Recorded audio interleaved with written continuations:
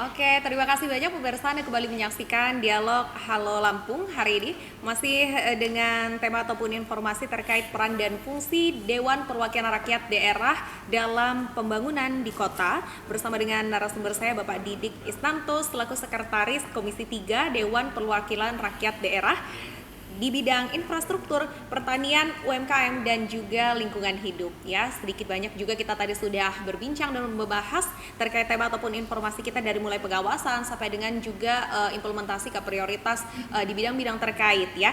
Kita belum menyinggung sedikit terkait masalah lingkungan hidup yang ada di kota metro itu sendiri. Nah, kiranya bagaimana nih Bang soal lingkungan hidup, mana yang menjadi prioritas utama dalam pembangunan di bidang tersebut ataupun juga yang masih menjadi tantangan dan rintangan dari parlemen sendiri dalam mengimplementasikan rancangan-rancangannya terkait di bidang lingkungan hidup. Kalau kita lihat di daerah kota metro ini selain memang daerahnya sebenarnya walaupun tidak terlalu luas tapi sangat fleksibel sekali, kayaknya kemana-mana tuh nggak terlalu repot gitu kan ya menemukan jalannya gitu, dan juga banyaknya SDA ataupun sumber daya alam itu sendiri. Nah, kiranya dari Dewan Perwakilan Rakyat Daerah Kota Metro sendiri bagaimana melihat terkait hal tersebut?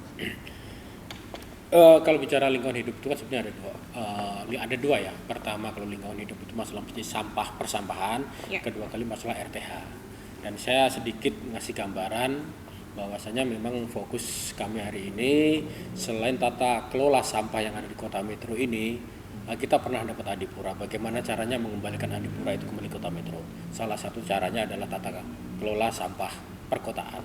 Itu yang jadi pembahasan kami, itu yang jadi intens kami di Komisi 3, bagaimana cara pengelolaan sistem persampahan di kota metro itu dari open dumping menjadi sanitary landfill, bahkan menuju yang lebih baik lagi. Itu yang pertama, masalah tata kelola sampah. Kedua kali masalah ruang terbuka hijau RTH yang ada di kota metro.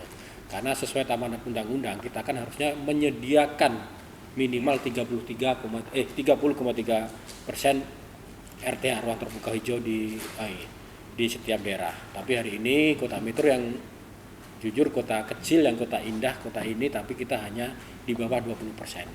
Nah, tidak apa-apa hari ini kita bukan juga kita mengeluh atau ini enggak, artinya kita punya potensi, kita masih punya waktu untuk mendorong semua stakeholder melalui kebijakan-kebijakan, melalui regulasi. Contoh kita orang pengembang-pengembang itu harus kita wajibkan untuk nanam pohon setiap daerah-daerah, setiap UPT setiap dinas-dinas itu harus kita wajibkan untuk ada RTH supaya apa?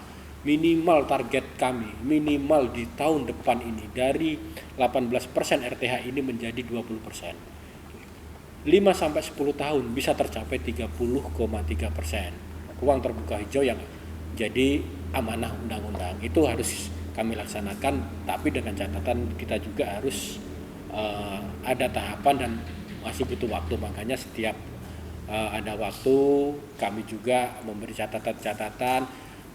Kami juga pernah hearing dengan dinas PTSP, dinas satu pintu perizinan. Bila mana ada perusahaan membangun gudang, rumah atau apapun itu, kita wajibkan menyediakan RTH atau minimal menanam pohon di rumah supaya apa? Ruang terbuka hijau ini dan polusi yang ada di kota metro bersih dan sesuai dengan amanat undang-undang itu bisa kita jalankan. Oke, seperti itu ya.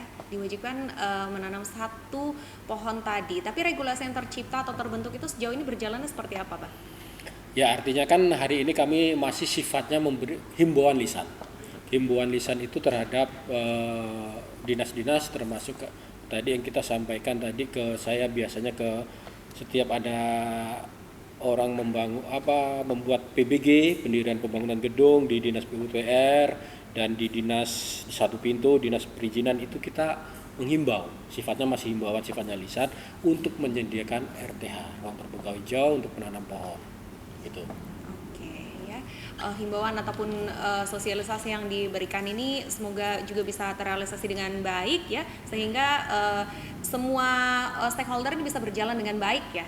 Ya. Harapannya seperti itu pastinya ya Pak Didi ya. Nah untuk pemirsa nih khususnya ada di lingkungan Kota Metro ini salah satu faktor yang paling krusial juga ini memang sampah ya, baik itu sampah rumah tangga ataupun juga yang ada di masyarakat ya, dalam hal ini di jalan dan lain sebagainya, ini merupakan salah satu faktor penting gitu ya. Tidak hanya pemerintah saja punya tanggung jawab untuk mengurusi soal permasalahan ini, tapi juga kita sebagai masyarakatnya bisa lebih taat dan teratur lagi khususnya dalam membuang sampah saja, hal yang paling kecil seperti itu ya. Tapi kalau dari masyarakatnya sendiri sejauh ini di lingkungan Kota Metro ini kotanya sangat bersih dan higienis sekali kayaknya ya Bang ya. Asri di pinggir-pinggirnya juga, di daerah taman-tamannya semua masyarakatnya itu bahu-membahu. Kalau sore-sore itu udah banyak banget yang olahraga dan lain sebagainya. Nah kayaknya ini salah satu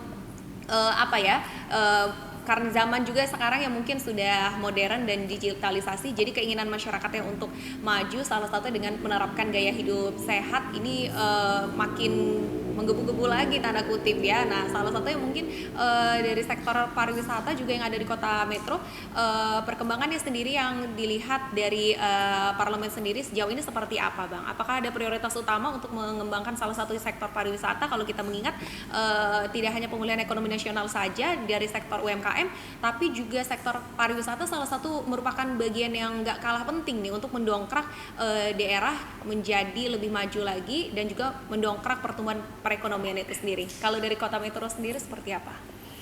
Kalau pariwisata itu sebenarnya tidak masuk di leading sektor Komisi 3 ya, tapi sedikit aja gambaran dari saya pribadi mungkin ya.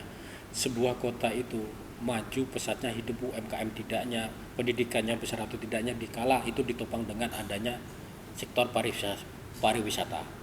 Dikala cuman pendidikan, cuman daerah kota-kota pendidikan, tidak ada pariwisata, tidak ada pasar, tidak ada daya tarik yang lain, otomatis berkurang. Tapi kalau suatu daerah besar itu pasti selain pendidikannya maju, pasti ditopang pariwisata maju, ditopang dengan artinya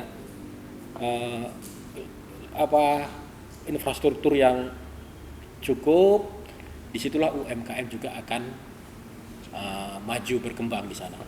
Nah, jadi harus memang benar-benar harus balance dan harus semua itu nggak bisa berdiri sendiri. Pariwisata, tempat pariwisata cuman satu, pariwisata tidak ditopang dengan UMKM juga tidak akan maju. UMKM tidak ditopang dengan kegiatan seperti event atau pariwisata juga tidak maju.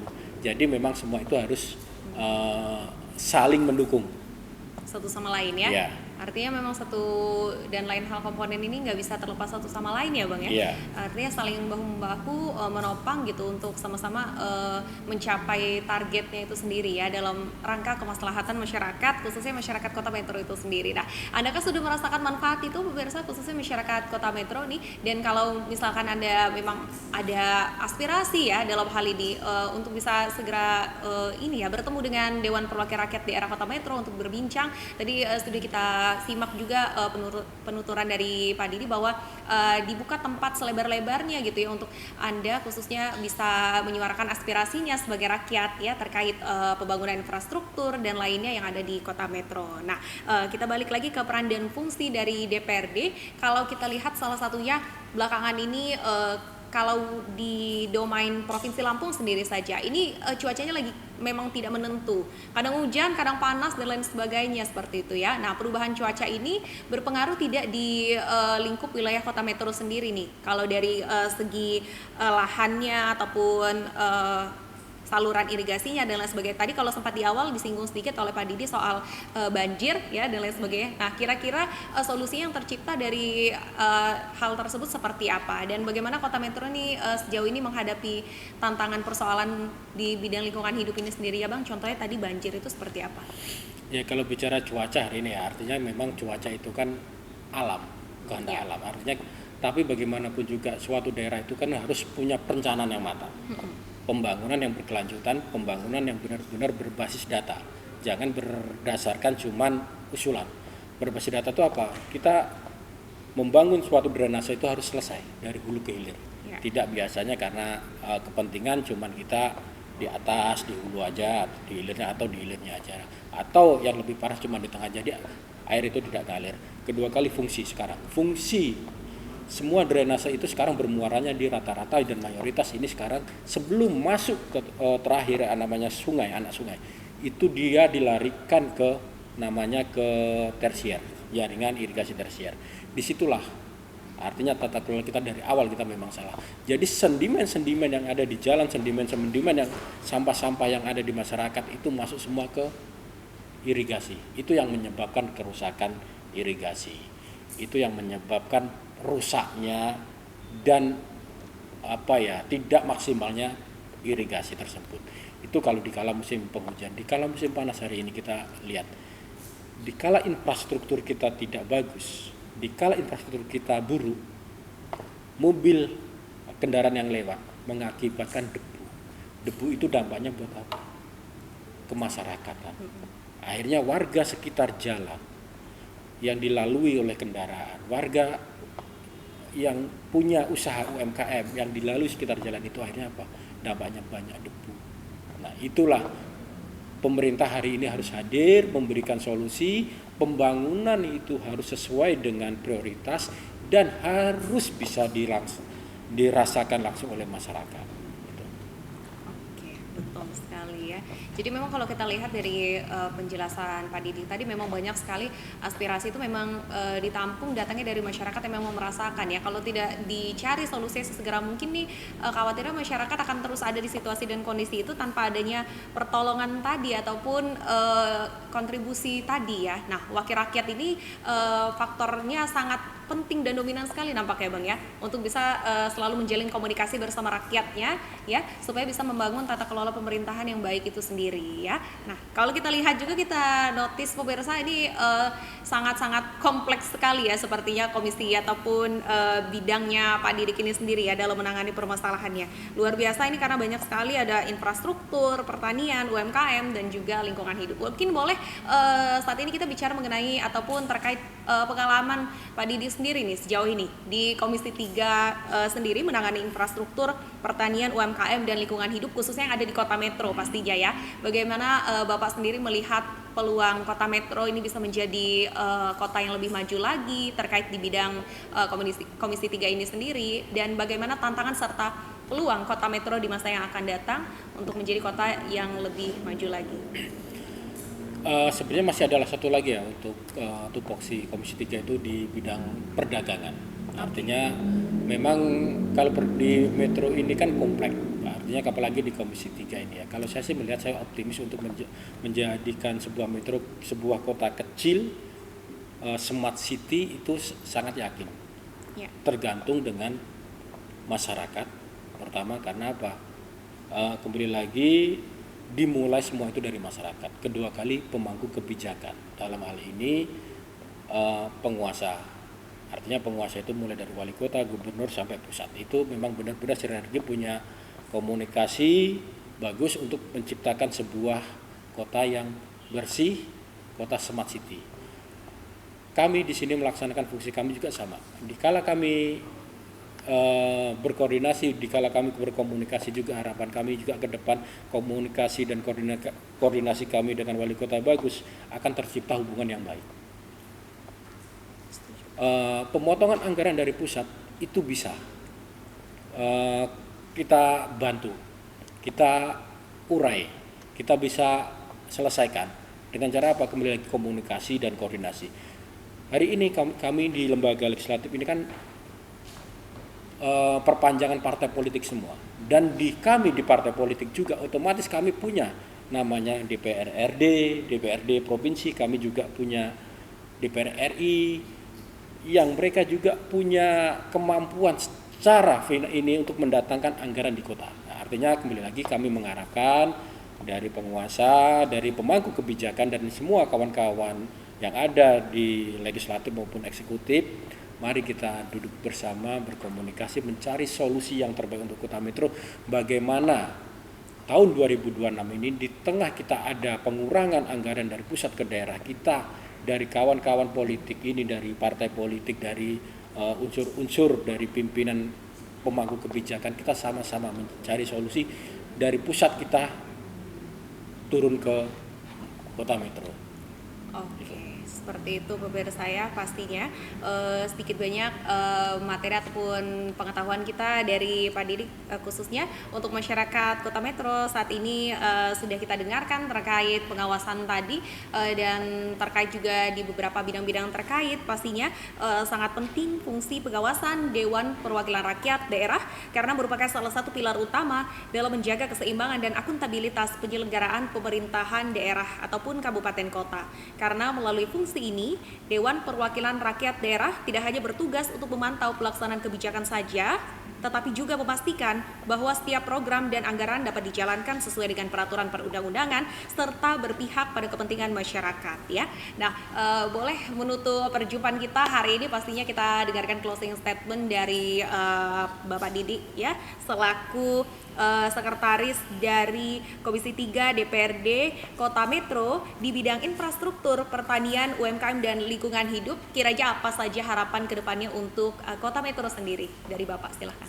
Mungkin simpel aja lah ya kalau harapan saya untuk close statement. APBD anggaran berasal dari rakyat dan harus sepenuhnya berdampak untuk kepentingan dan langsung dinikmati oleh masyarakat. Oke, seperti itu. Dari rakyat, oleh rakyat dan untuk rakyat ya Pak. Oke, terima kasih banyak pemirsa. Itu dia dialog interaktif kita hari ini pastinya di Radar Lampung Televisi. Dialog Halo Lampung hadir dengan tema ataupun informasi terkait peran dan fungsi Dewan Perwakilan Rakyat Daerah dalam pembangunan di kota. Saya Amelia Agustin, mewakili tim yang bertugas pada hari ini mengucapkan terima kasih atas perhatian dan kebersamaan Anda. Selamat sore dan sampai jumpa. Radar Lampung TV, mantap lihat.